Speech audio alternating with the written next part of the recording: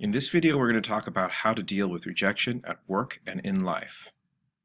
This presentation is meant for my ERWC class in conjunction with the business writing that we're doing for engineering and technical pathways.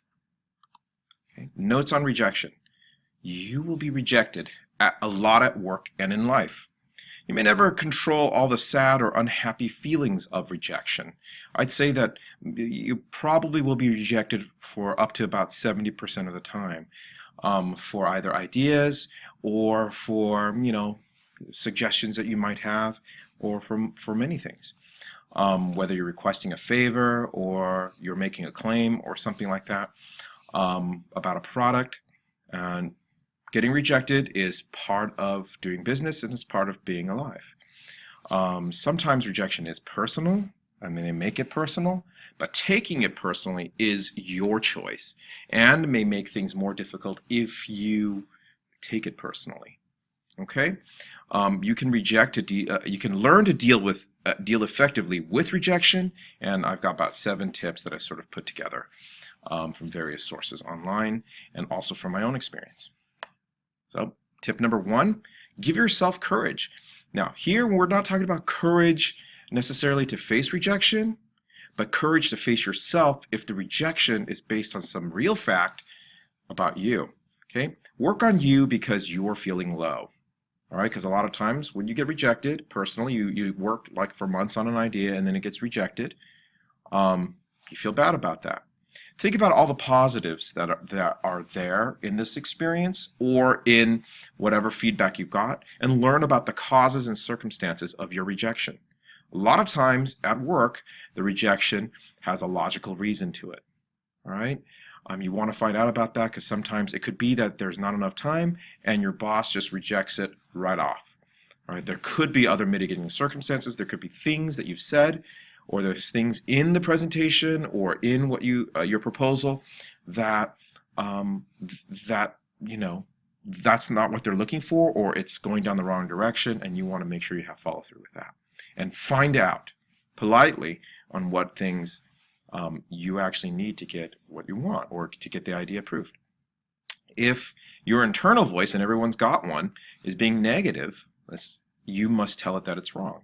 And just saying that, oh, you're not worth it, or all these different things, the internal voice, that's built in there. It's accumulation of all the negative, communication or words you've heard since you were little.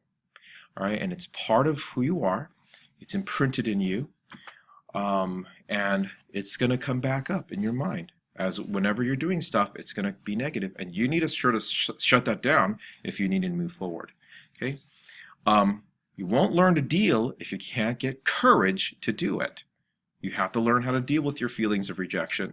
If you don't do that and you act out or lash out, you won't learn from it and you won't be able to get what you need for your work, right? And be able to move forward in your life and in your career. Okay. Tip number 2, manage your emotions. This is very important. A lot of people can't manage emotions and they end up lashing out or acting out, and it'd be drama at the workplace. So you want to make sure that you can control your emotions, manage them. We're not saying suppress them or ignore them. They exist. You need to be able to feel those emotions. But you want to make sure that the emotions don't control you, but that you control the emotions. They're part of you. You're not part of them. Right? You will feel bad. But if you act out or cry or get angry, your boss or coworkers will most likely not give you good or helpful feedback because they're afraid that you're just gonna burst in tears or yell at them or throw a tantrum. Okay, feel manipulated by your emotions. Give bad performance reviews.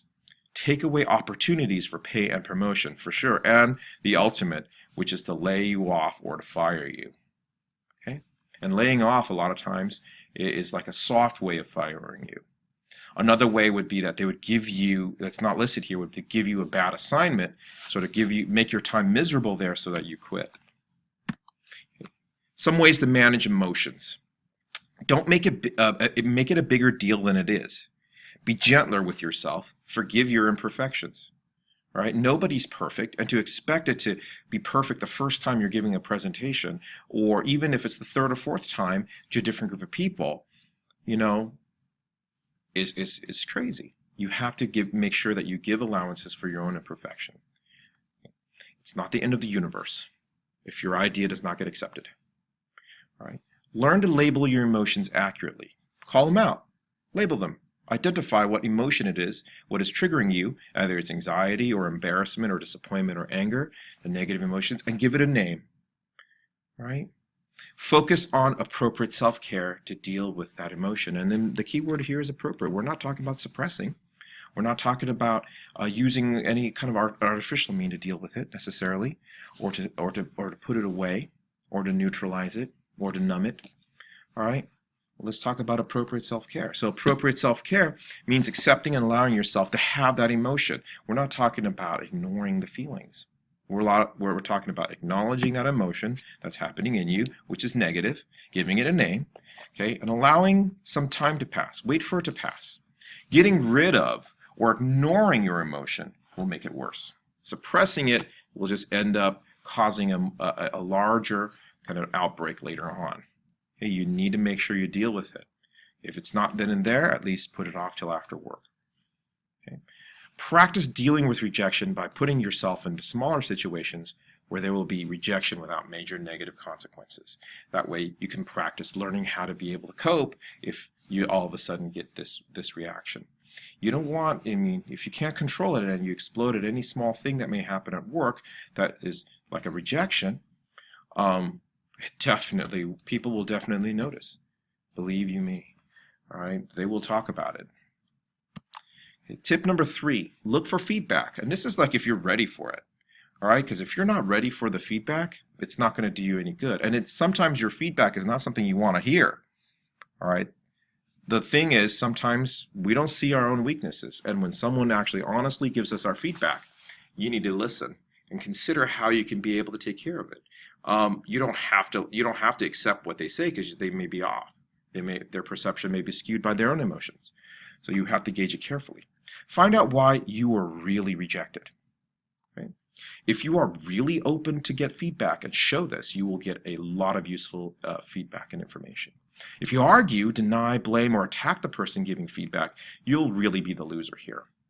All right, and this goes for relationships as well, whether you're at work or personal. And you want to make sure you're aware of that. Look for feedback. Okay, tip number 4, learn from rejection. Learning about flaws that you have is hard. Think about all the feedback you got. Look for pieces of info you can use, for example, or such as your shortcomings, other person's strengths. Listen to what people are not saying. A lot of times there's subtext there. You got to pay attention to that. You can't live in your own bubble if you want to be successful. Okay, there's no lone wolves in a lot of these careers out there. You have to learn how to work as a team, and part of that is learning about your flaws and how you can adjust that kind of thing in yourself. You can only control yourself when you're working as a team. Ask specific questions. You have a right to reject all or part of what they say. Like I said before, it could be logical. It could be just coming out of their own emotions, and you want to make sure that you have a handle on that. You don't try to do a lot at once because you're setting yourself up for failure. You could have a target of 1 or 2 things. Okay, take action on the feedback. Speaking about taking action, or speaking about working on 1 or 2 things, discuss this with your boss. And this depends on how good your relationship is with your boss, or if that person's actually interested in helping you improve. Okay, some bosses are not. Many people become bosses because they want to have a power trip. There are those who do become because they want to help. You want to find those. Those are good bosses. Okay? Identify coworkers who will give you feedback on how to improve. Make a list of steps to improve. Be specific and concrete about, the list. Okay? Make sure and document your efforts. One thing I didn't put here is make sure that you are paying attention, that you're not taking on too much. Okay? And number 6, let people know. Mention to people how you are taking positive steps to improving. All right? This lets people know that you take advice seriously. Now, don't be obnoxious about it where you remind them every time you see them. And there's people who can be in your face about it. Don't be one of those people that are constantly telling everyone how you're going to improve, because they will definitely be judging and say, hey, are you really? And if you're not, that's not going to look good. Or if you mess up a little bit, that's not going to look good. Only tell a few people that you could trust, honestly. Your boss will react positively to improvements if he or she is involved. And number 7, most important, seek comfort. It's okay to seek comfort from friends, okay, family and trusted coworkers. Not every coworker is trustworthy, just like not everyone is trustworthy on the street, or not everybody that you meet is a person that can be trusted. You want to make sure you gauge who is a person that actually can be confidential about what you're struggling with. Who are people who see the things the same way, or who struggle also with same things and are working on it? Who are people that are better than you and that you want to emulate? Make sure that you pay attention to that. When I grew up, my father always told me, don't make friends who are less than you, who are less capable than you, who are less able than you. All right? You should be in your circle of friends the least capable. You want to be around exceptional people that are better than you. That way, there's something to emulate, something to copy, something to imitate in order to improve yourself. All right? You don't need people to drag you down. You want people to drag you up. Okay? Keep it short term.